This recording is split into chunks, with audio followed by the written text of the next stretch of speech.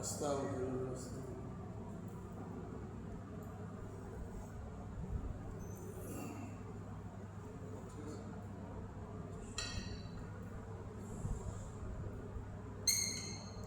السلام عليكم ورحمة الله وبركاته.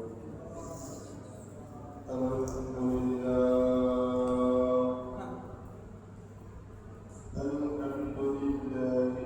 نحمده ونستعينه ونستغفره ونؤمن به ونتوكل عليه ونعوذ بالله من شرور أنفسنا ومن سيئات أعمالنا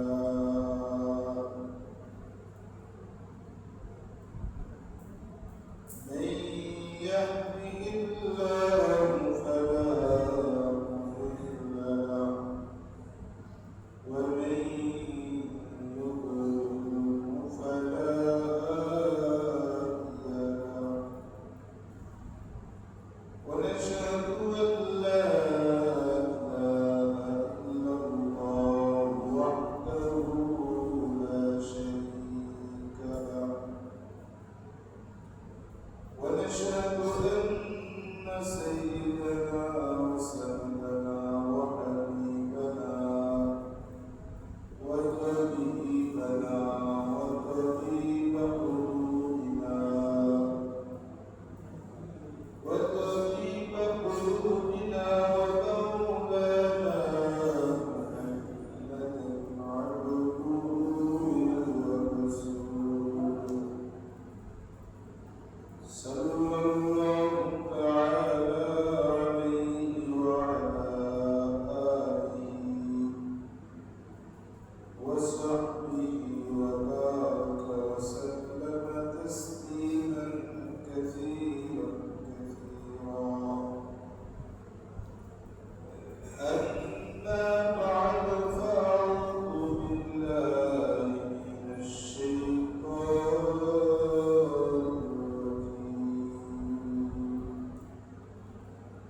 بسم الله الرحمن الرحيم.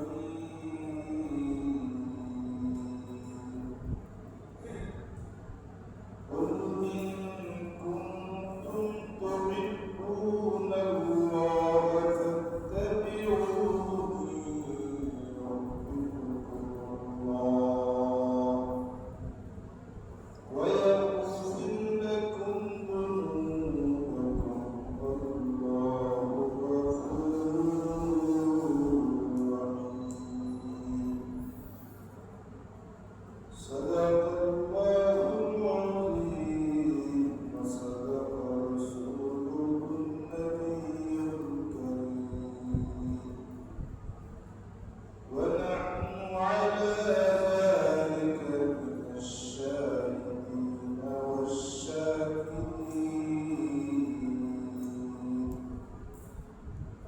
والحمد لله رب العالمين. شكرا لله. وقال رسول الله صلى الله عليه وسلم من أحب سنتي فقد أحبني ومن أحبني كان معي في الجنة أو كما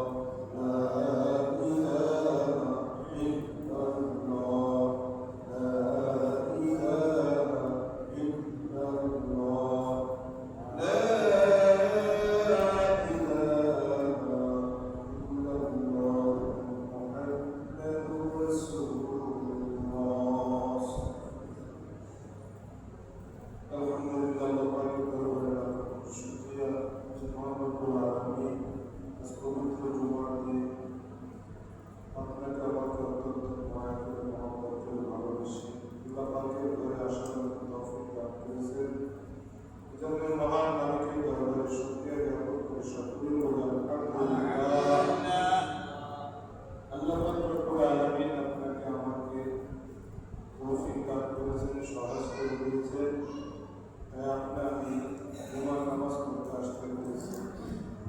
জুমার আজান হয়ে গেছে আমাদের আগে। অনেক মানুষ আজান শোনার সাথে সাথে তার ভিতরে এক ধরনের কল্পন করে গেছে, তাড়াতাড়ি জুমার মসজিদে যায়, জুমার নামাজে ধরতে যায়। আরেকটা লোক আছে যারা জুমার আজান করে যদি কানের কাছে যায় তাদেরকে বলা হয় ইয়া রাসূলুল্লাহ নামাজে যখন আসো তো তাদের পূর্ণ পরিমাণ দিনের ভিতরে বর্ণবাদ হবে না, চলে গিয়েছে সমান, তারাই গিয়েছে সমান, পূর্ণ পরিমাণ এই সবার প্রতি কদর করে। হায়াতের গায়ে মানুষের কতক্ষণ চলে বলা যায় সবসময় আল্লাহকে মহব্বত করা, আল্লাহ রাসূলকে মহব্বত করা, এটাই মুসলমানের কাজ। মুসলমানকে আল্লাহ তাআলা দুনিয়ার ভিতরে আমার সৃষ্টি করেন নাই, বহুদের সৃষ্টি করেন নাই। মুসলমানকে একমাত্র আল্লাহ পাক বানিয়েছেন তার গোলামি করার, তার গোলামি আল্লাহ তাআলা।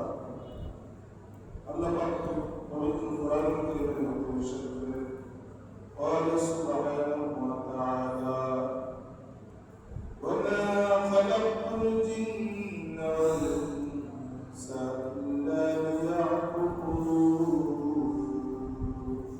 আল্লাহ তাআলা বলেন আমি তোমাদেরকে সৃষ্টি করেছি একমাত্র আল্লাহ তাআলার ইবাদত করার জন্য। সুবহানাল্লাহ। তাহলে বোঝা গেল আল্লাহ তাআলার ইবাদত ছাড়া আপনাকে আমাকে আল্লাহ বানান নাই। আপনার কতটুকু আল্লাহর গোলামি করি, কতটুকু আল্লাহর হুকুম পালন করি, এটা বোঝার বিষয়। অনেকে আমরা বলে থাকি যে আল্লাহ তাআলা যদি আমাদেরকে আল্লাহ তাআলার ইবাদতের জন্যই বানিয়ে থাকেন, আমরা সবসময় তো মসজিদে বসে থাকবো না, আমাদের মধ্যে ৫ ওয়াক্ত নামাজ একই জায়গায় তা তো করতে পারি না, তাহলে কেমন হবে? আল্লাহ তাআলা বলেন বান্দা তুমি ফজরের নামাজ আদায় করা হয় এরপরে হালাল রিজিকের জন্য করে রাখে। সুবহানাল্লাহ। হালাল রিজিকের জন্য যদি কেউ বের হয় সে কাজ করবে দুনিয়া, কিন্তু কাজটা আল্লাহ তাআলা ইবাদতের ভিতরে গণ্য করে নেবে। সুবহানাল্লাহ। তাহলে বোঝা গেল দিনটা ইসলামটা বোঝাটা কঠিন, আমল করা সহজ। আমল করা কি সহজ, কিন্তু দুনিয়া বোঝাটা সহজ, আমল করা কঠিন। এর জন্য আপনাকে আমাকে পরামর্শ দিচ্ছি, ভাই গরিব মানুষ ব্যবসা করে তাহলে অনেক লাভবান হতে পারে। কিন্তু ওই বেচারা গরিব মানুষের যদি ব্যবসা করেছি যাবে, ব্যবসা কি জিনিস? ব্যবসা হলো কোনো কিছু ক্রয় করে এটা বিক্রি করা, এতে তোমার কিছু লাভবান হবে। তো এটা আবার কি হবে? এটা কষ্ট করতে কি করতে হবে? কষ্ট করতে হবে। সেটা এক জায়গা থেকে কিছু ক্রয় করে ওটাকে আবার অন্য জায়গায় বিক্রি করা, গাড়ি করবো নামানো, আবার বাজারের অবস্থা বোঝা, এটা কঠিন না? তো দুনিয়া বোঝা সহজ, তাকে বলতে তুমি ব্যবসা করো।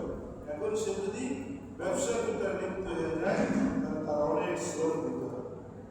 আমরা তো দেখতে পাই বিশেষ করে যদি কেউ পানের ব্যবসা করে, জিরাতের ব্যবসা করে, সেই ফজরের সময় ফজরের আগ থেকে উঠে ৩টা-৪টার সময় উঠে বাজারে কেউ উপস্থিত, কারণ সে আগে না যেতে পারলে ভালো মাল কিনতে পারবে না, দাম দিয়ে সে মাল কিনতে পারবে না, আমার অবস্থা না। অথচ এই ব্যবসা ছাড়া অন্য সময় যদি তাকে বলা হয় ফজরের নামাজ আসে, অথচ দেখা যায় সে ৪টার সময় উঠছে, কিন্তু ফজরের নামাজ আরো মনে করেন ১৩ ঘন্টা পর, আল্লাহর হুকুম ফজরের নামাজ পড়তে আসে। তো ভাই ঘুমের চুলে আর উঠতে পারে, কেমন কথা বলেন? তো ব্যবসায় ঠিকই তাকে সেই বাজারে ৪টার সময় নিয়ে গেছে, কিন্তু সে ঘুমের কারণে ফজরের নামাজের জামাতে শরীর হতে পারে। তো আল্লাহ তাআলা বলেন যে আমি তোমাদেরকে সৃষ্টি করেছি একমাত্র আল্লাহ তাআলার ইবাদত। তো আল্লাহ তাআলার ইবাদত করলে কি হবে? আল্লাহ পাক খুশি হবেন। আল্লাহ কি হয়? খুশি হয়। কিন্তু আপনি আমি যদি যারাই আছি পৃথিবীর মধ্যে আল্লাহ পাক কত মানুষগুলো করছে, এই মানুষগুলো যদি সারাটা জীবন আল্লাহ তাআলার হুকুম পালন করতে থাকে, আল্লাহ বলেন আমার বিন্দু পরিমাণও উপকার হয়, কোনো উপকার। আর যদি কেউ সবসময় নাফরমানি করতে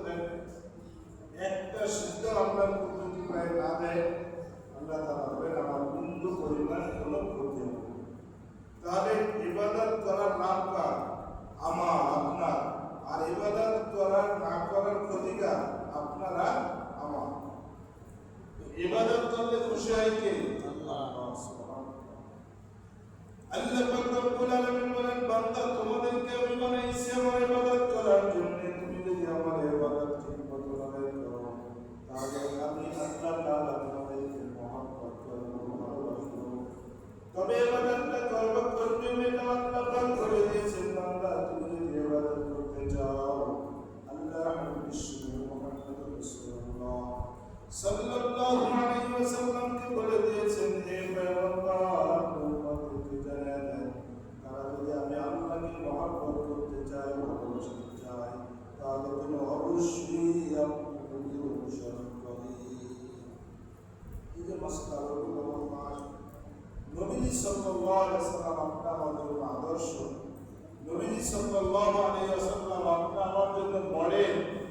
তো নবীজি আপনাকে আমাকে কি বলেন? আল্লাহ, যে আল্লাহ তাআলা সবচেয়ে বড়, সে আল্লাহ বলে, নবী বলে দেন যদি তারা আমি আল্লাহকে মহব্বত করতে চাই, তাহলে তা আপনার অনুসরণ করবে। সুবহানাল্লাহ,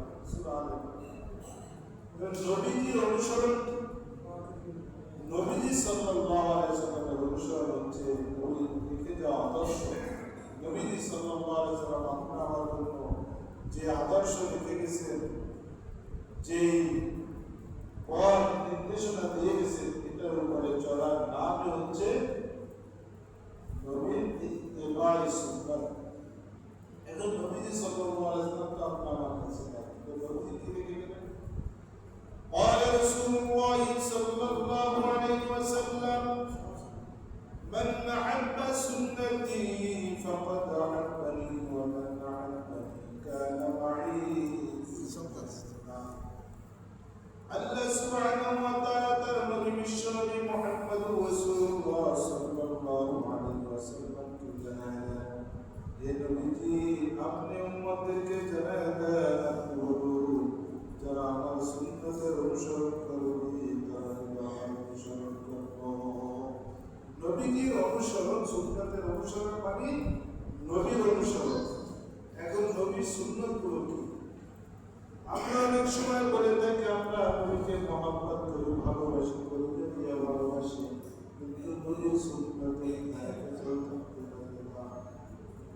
মহব্বত করে, অনেক দিন দিয়ে মহব্বত করে, কিন্তু নবীর সুন্নাত যেগুলো রেখে দিয়েছেন সেগুলো সে আমল করে না।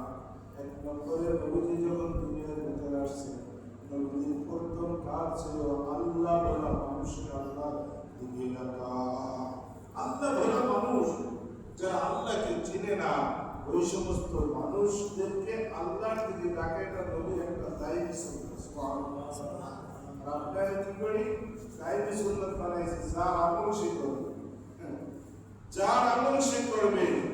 জন্য অনেক সময় উদাহরণ দিয়ে দেখি, নবীজিও বলেন, একটা নৌকার ভিতরে মানুষ সফর করতেছে, কি করতেছে? সফর। এখন পানি তুলতে নিচতলায় যাওয়া লাগে, নিচতলার মানুষ উপর তলায় পানি তুলতে যাওয়া লাগে, কারণ পানির টাঙ্কি কোথায়? উপরে। এখন তারা চাইতেছে উপর তলা মানুষের কষ্ট হয়। এই যে উপর তলা মানুষের কষ্ট হয়, বা তারা নিজেরা ভাবতেছে যেহেতু নিচের তলাই হলো আমাদের কাছে পানি, তাহলে আমরা যদি নৌকাটাকে, জাহাজটাকে একটু ছিদ্র করে দিই, তাহলেই তো পানি পেয়ে যাবে। কি এটা সহজ হয়ে যাবে?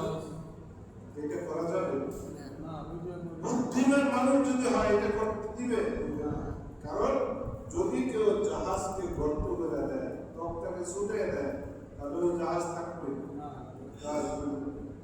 নবীজি সাল্লাল্লাহু আলাইহি ওয়াসাল্লাম কিভাবে আপনাকে আমাকে বুঝিয়েছেন? নবীজি বলেন, এই জাহাজের দুই তলার লোক, এক তলার লোক, দ্বিতীয় তলার লোক, দ্বিতীয় তলার মানুষ যদি তারা ভাবে যে আমরা স্ত্রী পানি উত্তোলন করব, প্রথম তলার মানুষ যদি তাদেরকে বাধা না দেয়, তাহলে উভয় তলার মানুষই ক্ষতিগ্রস্ত হয়ে যাবে।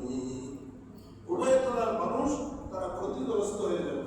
এবার বুদ্ধিমানের কাজ হচ্ছে প্রথম তলার মানুষরা দ্বিতীয় তলাদেরকে যদি পাও ধরেও হয়, তারপরে কি বাঁচানো? নবীজি সাল্লাল্লাহু আলাইহি ওয়াসাল্লাম বলেন, একজন সচেতন উম্মতের কাজ হলো যারা আমরা ইতিহাস থেকে রাসূলের ইতিহাস থেকে রাসূল রসুলের দিকে আসতেছে না, আল্লাহর দিকে আসতেছে না, ওই সমস্ত মানুষগুলোকে আল্লাহ ডাকার জন্য জাহান্নাম থেকে ফিরিয়ে ফেরানোটা কত সচেতন কতটা বলছেন না। নবীজি সকালে দাওয়াত দিয়েছেন, বিকেলেও দাওয়াত দিয়েছেন। সকালবেলা মুসলমান হন নাই, বিকেলবেলা সে কালেমা বলে মুসলমান। এক নম্বর আপনার আমার দায়িত্ব হচ্ছে নবীওয়ালা সুন্নাহ, মানুষকে যে মানুষ অপরাধ করবে তাকে অপরাধ থেকে বারণ করার চেষ্টা করা। সর্বপ্রথম নবীজি বলেন, যদি তুমি তাকে পারো হাত দিয়ে প্রতিহত করতে, তখন তুমি হাত দিয়ে তাকে খারাপ কাজ থেকে ফেরাও। হাত দিয়ে পারো না, মুখের দিয়ে বলো ভাই এটা অপরাধ করো না, মুখ দিয়েও পারো না, অন্তরের ভিতরে পরিকল্পনা করো কিভাবে ওই ভাইকে গুনাহ থেকে বাঁচানো যায়। কারণ গুনাহ দিয়ে যদি কবরে যায় কারো রক্ষা নেই। নবীজি সাল্লাল্লাহু আলাইহি ওয়াসাল্লাম বলেন, তোমরা যদি আমার সুন্নতের অনুসরণ করো তাহলে আমার অনুসরণ হবে। ওই দিক থেকে আল্লাহ তাআলা বলেন, আপনারা যদি অনুসরণ করে, আপনাকে যদি ভালোবাসে, তাহলে আমার আল্লাহ তাআলার মহব্বত করা হবে। সুবহানাল্লাহ। তাহলে সার সংক্ষেপ হলো, যদি আল্লাহর কেউ ভালোবাসা পেতে চায় অবশ্যই তার নবীর আদর্শের অনুসরণ করতেই হবে। নবীর আদর্শের কি করতে হবে? অনুসরণ করতে হবে, যদি সে কি চায় আল্লাহ তাআলার ভালোবাসা।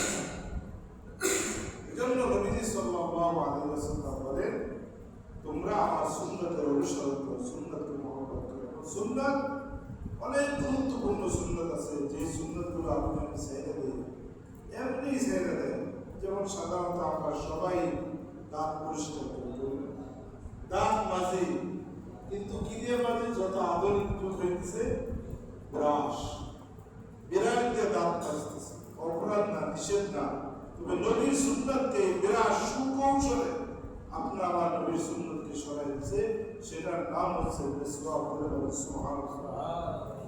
قال رسول الله صلى الله عليه وسلم السواك مطهرة للفم ومرضاة للرب العالمين। মিসওয়াক হচ্ছে মানুষের মুখ পবিত্রকারী। কোন ব্যক্তি যদি 5 ওয়াক্ত নামাজ অথবা 5 বার মিসওয়াক করতে পারে, ওই ব্যক্তির মুখ থেকে কোনদিন দুর্গন্ধ আসতে পারে না।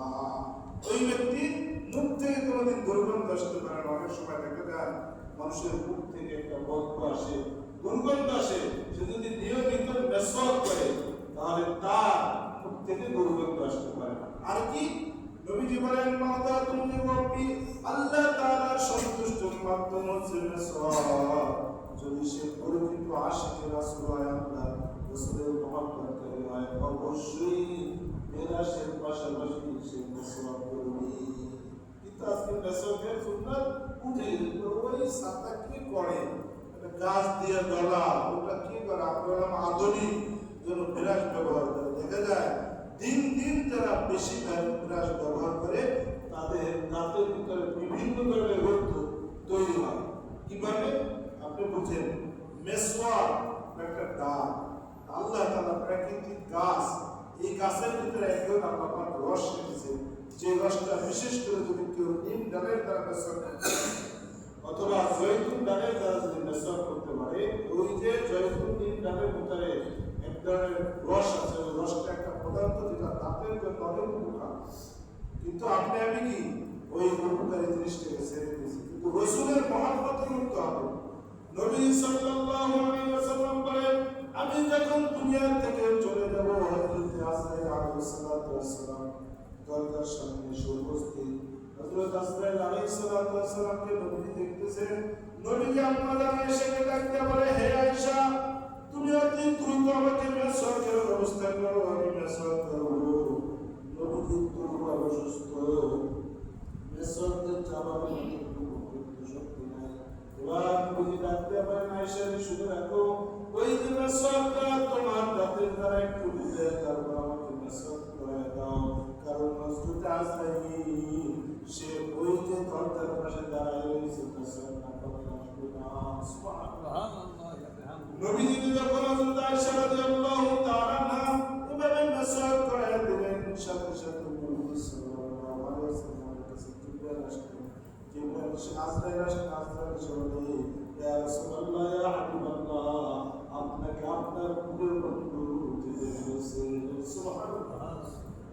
নবীজি সাল্লাল্লাহু আলাইহি ওয়াসাল্লাম মৃত্যুর সময় মেসেজ করে মারা গেছে, দুনিয়া থেকে চলে গেছে, আর আপনি আমি কি মেসেজ করে কেউ মানে কিন্তু চিনি না। বর্তমান প্রজন্ম আগের মানুষরা কিছু চিনত, কারণ তারা ওই বিরাসের আধুনিকতার ছোঁয়া পায় না। আর এখন তো ছোট বাচ্চা, আমার বাচ্চাও ওই মাঝে মধ্যে আমরা বিশেষ করে ঘুরে যাওয়ার আগে বিরাস করে তারও বিরাস লাগে, কারণ সে জন্মের পর থেকেই দেখে বিরাস ও মেসেজ করতে। এজন্য নবীর মহব্বতে, রাসূলের মহব্বতে এই মেসেজের সুন্নাতটা জারি রাখা চাই। নবীজি সাল্লাল্লাহু আলাইহি ওয়াসাল্লাম বলেন, যখনই হযরত জিবরাইল আলাইহিস সালাম আসতেন, যতবার এসেছেন ততবার আমি নবীজিকে বলছেন, হে নবী, আপনি মেসেজ করেন। সুবহানাল্লাহ। আপনি কি করেন? মেসেজ করেন। মেসেজ কিন্তু বারবার বলা হইতেছে মেসেজের গুরুত্ব না জানি আমার মন চায় যে আমি মেসেজ করতে করতে আমার এই যে বাড়ির দাঁত উপরে ফেলবো কিনা, এটা গুরুত্ব।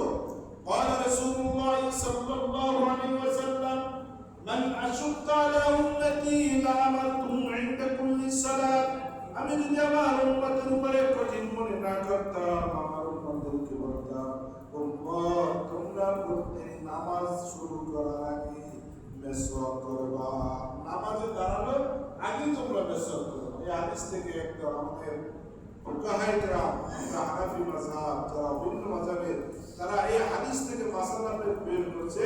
সেটা কি দেখবেন, বিশেষ করে আরবে যারা দিয়েছে, মেসওয়াকটাকে তাদের পকেটে নামাজে দাঁড়াবে, মেসওয়াকটা বের করে একটা গলা দিয়ে আবার মেসওয়াকটা দেয়। এই যে হাদিসের ভিতরে আসছে, নবীজি বলছে, যদি আমার উম্মতের উপর আমি মেসওয়াককে কঠিন না মনে করতাম, তাহলে আদেশ করতাম তারা যেন কি নামাজে দাঁড়ায় মেসওয়াক করে। তারা বলে আমাদের জন্য কোনো কষ্ট নাই, তাই তারা নামাজের সময় মেসওয়াক করে। আমাদের উলামায়ে আহনাফরা বলেন মেসওয়াক করা সুন্নাহ, কিন্তু ঘটনাক্রমে যদি আল্লাহ না করে রক্ত বের হয়ে যায় মেসওয়াক করার সময়, তার ওযু ছুটে যাবে, আর ওযু ছুটে গেলে নামাজ ছুটে যাবে, আর নামাজ ছুটে গেলে সব শেষ। আদায় করতে গেলে সুন্নাত, কিন্তু তার ফরজ নামাজ পর্যন্ত শেষ হয়ে যাবে। এজন্য আমাদের উলামায়ে আহনাফরা বলেন অন্তত নামাজের আগে মেসওয়াক করা, ওযুর ভিতরে বাইরে ওঠা কোনো উদ্দেশ্য না, নামাজের আগে করা মেসওয়াক করা নবীদের আরেকটা গুরুত্বপূর্ণ সুন্নাত। সেটা হলো এই যে টুপি মাথায় দিতে দায়ী সুন্নাত। আপনি আমি টুপি মাথায় দিতে চাই না কেন? এটা সেই আদিকালের পোশাকের মতো মনে হয়। নওয়াজুবিল্লাহ, টুপি পরে না, অনুষ্ঠানে গেছে টুপি পরে না, কেউ হুজুর করে যদি ডাক দেয়, হুজুর করে স্মরণ রাখবে, টুপি পরে না। অনেক সময় দেখা যায় আমাদের যারা মোটামুটি একটু নবীর আদর্শের উপরে চলে অন্য সময়, কিন্তু সমাজের ভিতরে গেলে সব খাইতে যায়, সব তাদের করে তালা হয়ে যায়। নবীজি হাদিসের ভিতরে বলেন,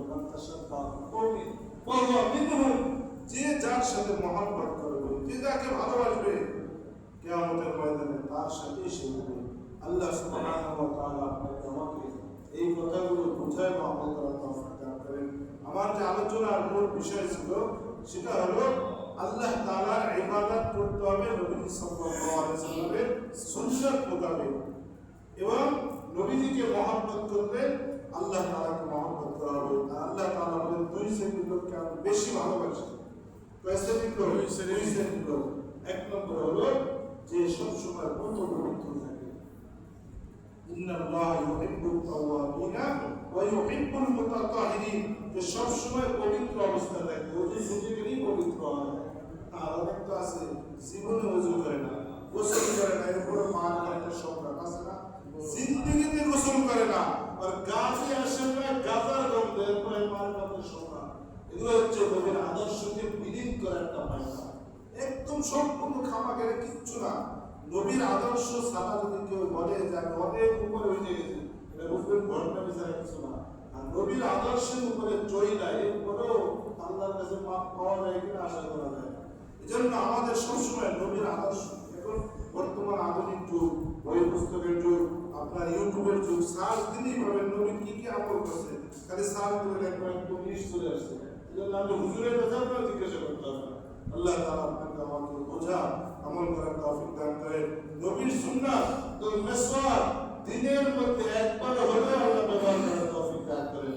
রাখতে পারবেন না, হারায় যাবে। আমি নিজেও রাখতে পারতাম না, সেদিন প্রতিজ্ঞা করেছি সেইখানে যাবো সেইখানে মেসওয়াক দেখি কেমন হারায়।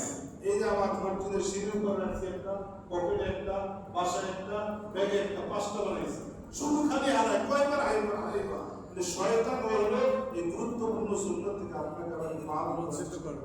আমি হুজুরের থেকে যদি আপনাকে থেকে হারাইতে পারে, এই জন্য একটু সচেতন থাকা, নবীর মহব্বতে টুপি পরা, নবীর মহব্বতে মেসওয়াক করা, নবীর মহব্বতে লম্বা দাড়ি রাখা, নবীর মহব্বতে লম্বা পাঞ্জাবি পরা, এগুলো হলো নবীর মহব্বত, সুকুনের ইশকে রাসূলের নমুনা। আল্লাহ তাবারাক ওয়া তাআলা আপনাকে আমাকে বোঝা আমল করার তৌফিক দান করেন। ওয়া আখিরু দাওয়ানা আলহামদুলিল্লাহি রাব্বিল আলামিন।